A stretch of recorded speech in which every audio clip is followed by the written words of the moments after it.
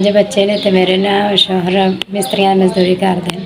मैं आप एक स्कूल च आया काम करनी है तो नाले दूसरे घरों में छुट्टी करके 2-3 घरों के काम करनी है। 3000 रुपया मैंने मिलिया जिन्हें मैंने 3000 रुपया दे दिया उन्होंने अल्लाह दा भला करे, अल्लाह तंदुरुस्त SVS का शुक्रिया जिन्होंने मेरे तक मदद पहुँचाई। मैं दिहाड़ी करता फल तोड़ का काम करता।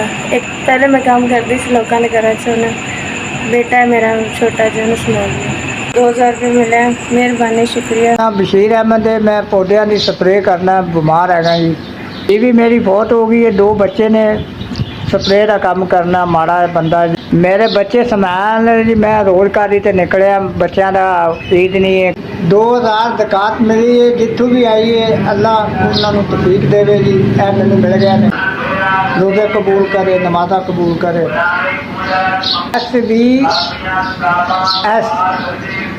बड़ी मेहरबानी जी, अल्लाह तुहानू बहुत देवे ते बच्चों के।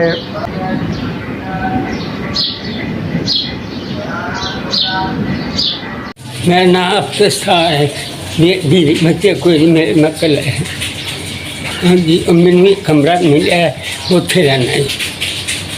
जिथे मैं खाना उत्थे मैं अपनी पका लेना, जिथे रहना आपे पकाना, आपे सफाइयाँ करना, बाजू में उठ खा। बीमार है, मेरी बुढ़ा है, अल्लाह जी खिलावे मदद करो, खुदा वास्ते कुछ मिल गया मैंने।